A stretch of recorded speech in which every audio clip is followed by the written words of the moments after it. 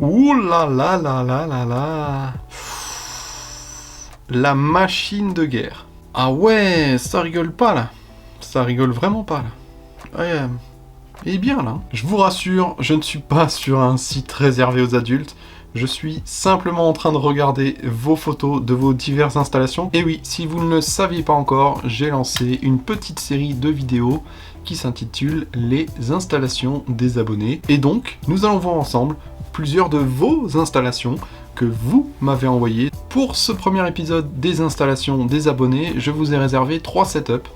Donc on va passer quelques photos en revue, et puis je vous donnerai mon avis sur chaque installation. Mais avant ça, bien entendu, une petite intro.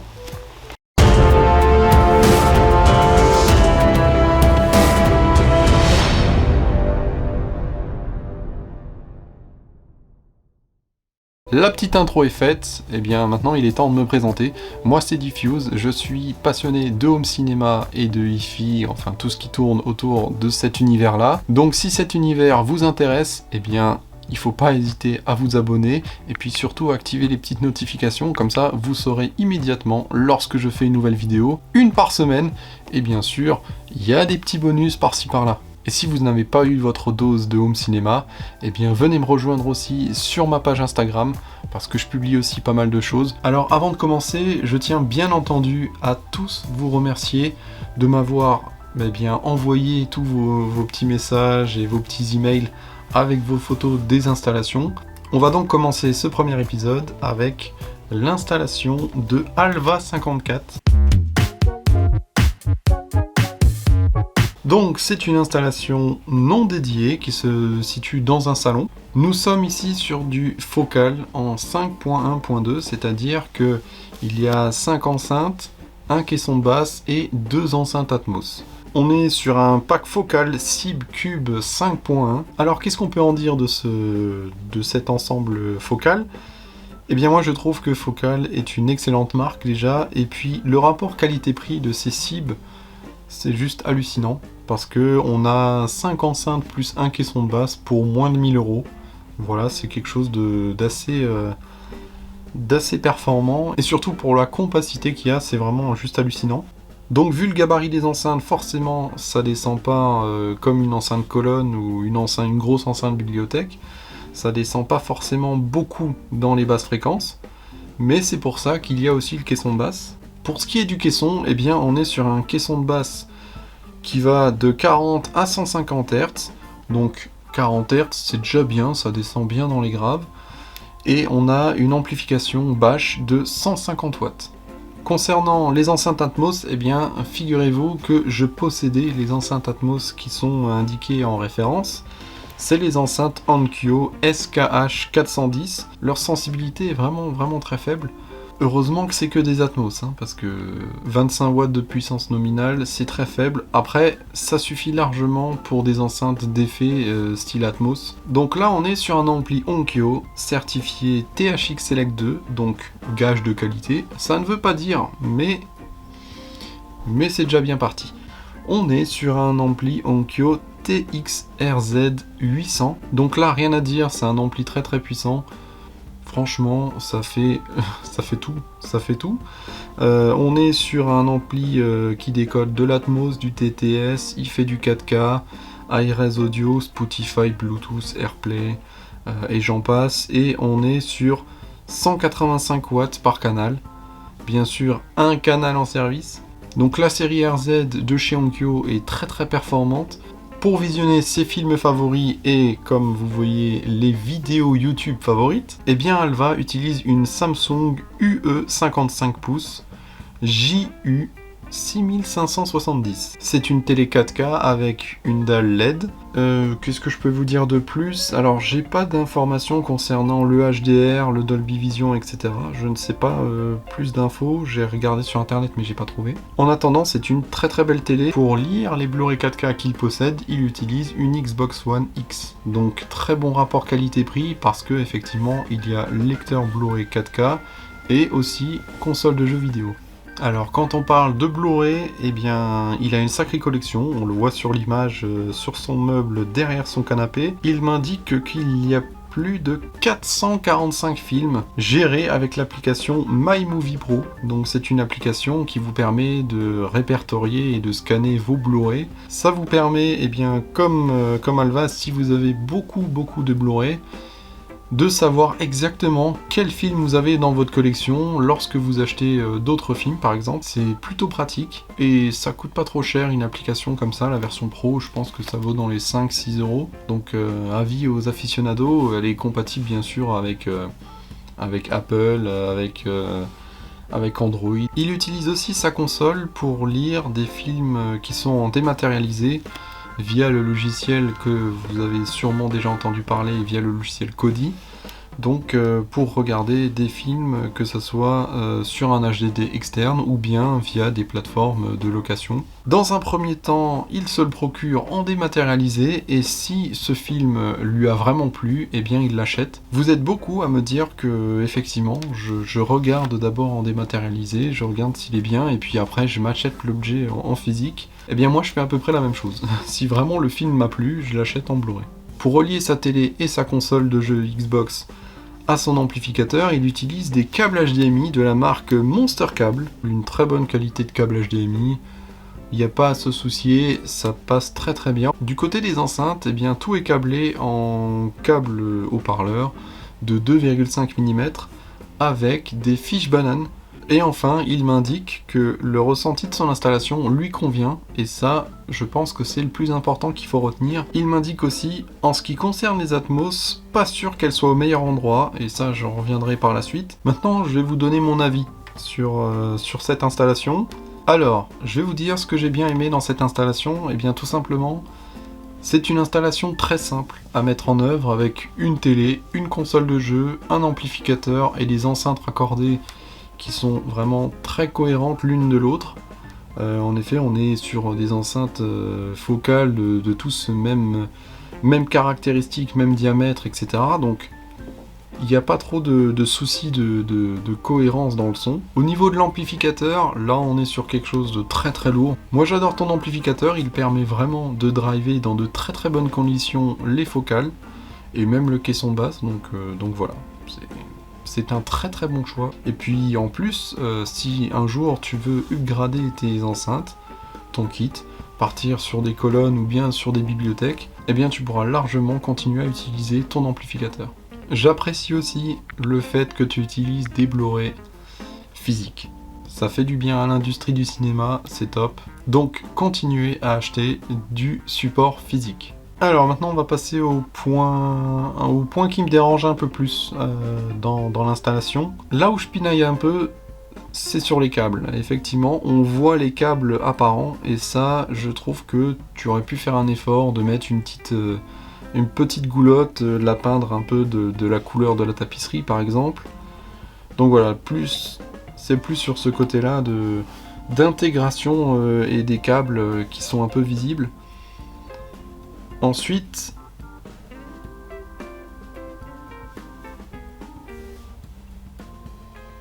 comme tu l'as dit aussi, le placement des Atmos n'est pas au top. Donc effectivement, les Atmos, c'est positionné au-dessus de toi pour vraiment avoir un effet au top, ou soit être posé sur une enceinte avant. Et là, le fait d'être posé en hauteur, je sais pas si vraiment le rendu est tip top. Donc peut-être revoir le positionnement de tes enceintes Atmos. Et pour le côté pratique, eh bien j'aurais mis un meuble télé avec tout regroupé dedans, que ce soit ta console de jeu, ton ampli, etc. Et ça peut te libérer de l'espace sur les côtés pour pouvoir peut-être mettre d'autres enceintes un peu plus volumineuses. Et enfin, le caisson de basse, j'ai l'impression qu'il est un peu coincé dans cet endroit-là. Après, si tu n'as pas la possibilité de le mettre ailleurs, eh bien je te comprends totalement. Après, le fait qu'il soit coincé entre deux meubles, j'espère qu'il n'y a pas cet effet boomy, effet vibration dans tous les sens, comme par exemple si tu le mettais dans un coin d'une pièce.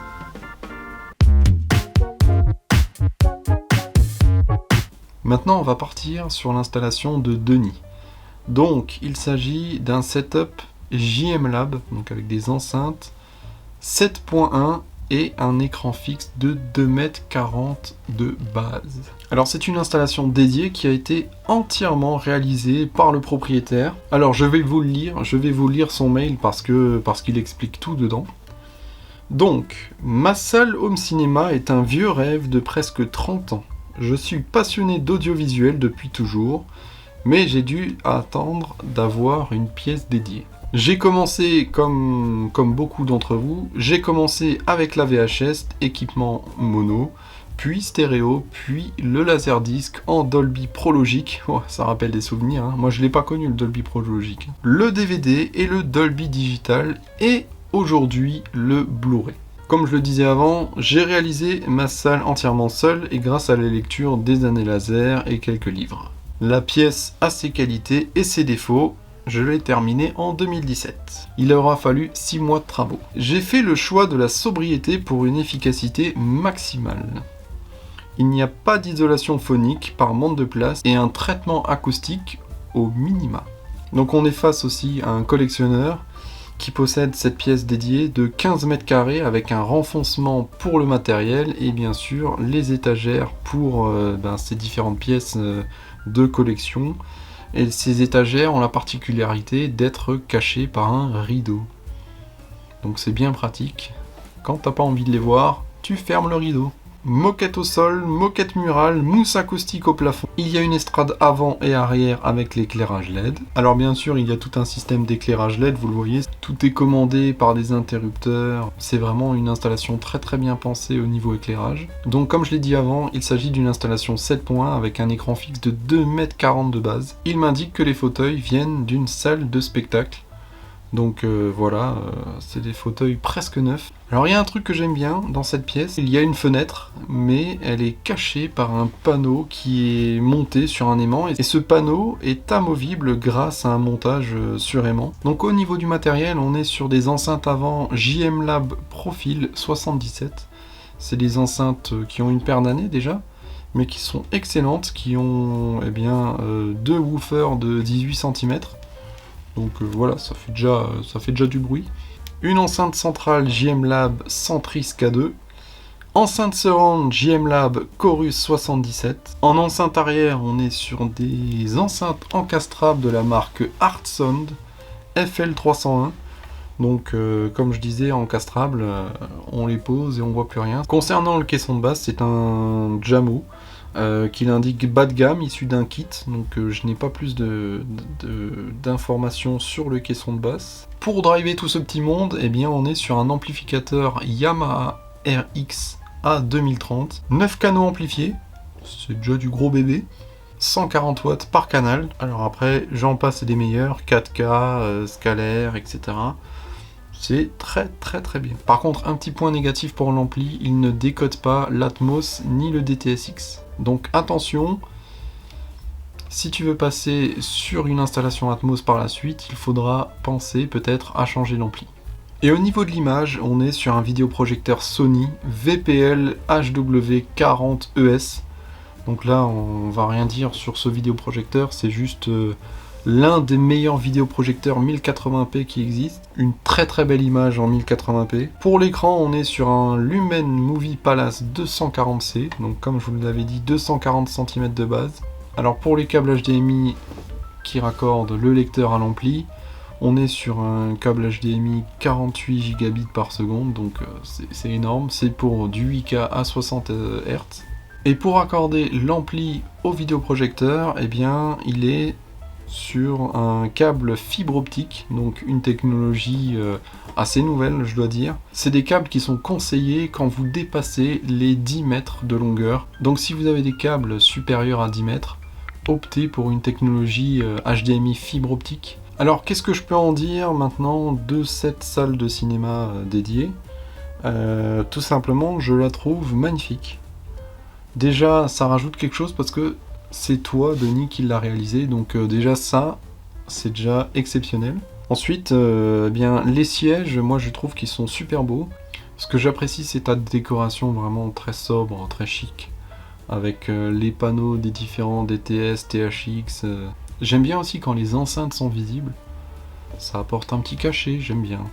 Alors le petit côté collection avec les 2 rideaux, franchement j'adore aussi, c'est nickel. Comme on le voit, la pièce est vraiment très compliquée au niveau acoustique, à cause bien entendu du plafond mansardé, c'est pas évident à traiter. Qu'est-ce que je pourrais dire de négatif dans cette salle de cinéma?